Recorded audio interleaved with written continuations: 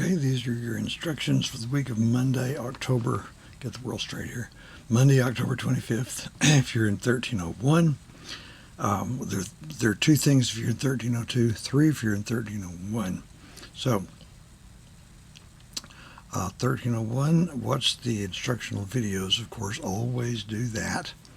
And by Friday night at 11:59, take the Chapter 12 quiz. If you have handwritten notes based on the chapter study questions found at the Canvas site, you may use them. And take Exam 2. No notes permissible on that. That's Revolutionary Era. Okay, if you are in 1302, you just need to take the Chapter 27 quiz by Friday night. There's a Sunday assignment. It's the third part, or it's the third part of Part 1 of the writing assignment. It's the thesis statement and outline of your final paper. You're to look over all the sources, think about them, actually read them, think about them, think how they all put together, and reach a decision on what kind of case you're going to try to make, what kind of argument you're going to try to prove in your paper. That's what the paper is going to be. It's not just going to be fact A, fact B, fact C. You're trying to prove a point. All right? The thesis statement is a one-sentence statement of the point you're going to try to prove. All right? You're a lawyer, and this is what you're going to try to prove to the jury. One sentence. Okay? This is going to be graded partly on format and whether you can actually follow instructions. Can you do that? Then also there will be the outline of your paper. It can be a general outline. You haven't written the paper yet, but if you've got to start out with an outline or your paper won't make sense. So again, formatting is everything. Formatting is everything, and plus the mental discipline that it takes to decide what your main points are, what things are subordinate to those, and what things are subordinate to those. So remember, the main points are Roman numerals 1, 2, and 3, and so forth. Under Roman numeral 1, let's say you have two subheadings. Those are going to be capital letters. If there's any under a capital letter, that's just to be a regular numeral 1, 2, 3, etc.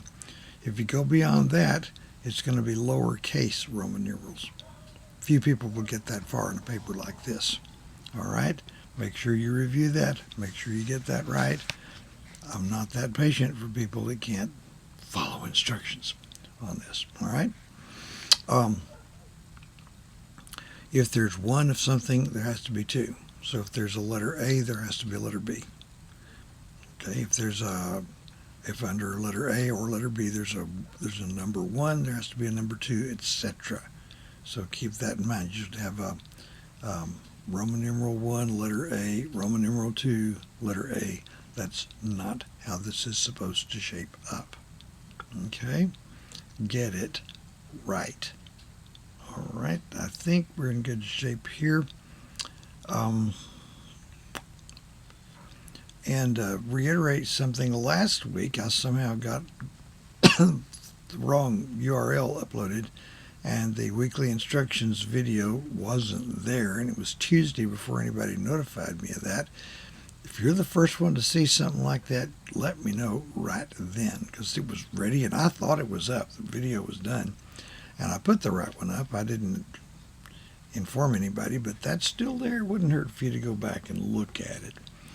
Specifically with reference to the supplements, U.S. History 1 supplements, U.S. History 2 supplements. There are two books that you need. One's the regular textbook. The other is the supplements book in ebook format. Okay, and the general course general course instructions document posted in the course introduction module, which is still there.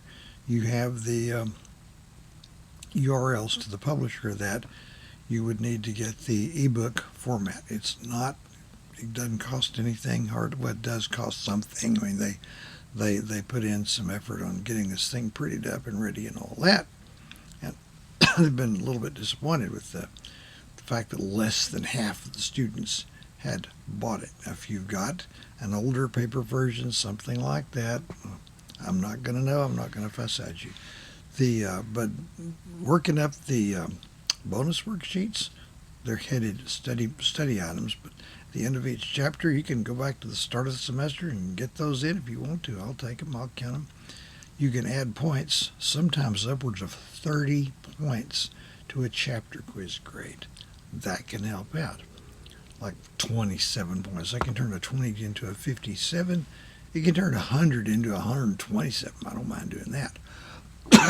Working them up, that's study for both the next exam and for the final exam. So I usually grade the accumulated ones. And what you do is you email them to me. Get them into some kind of emailable format.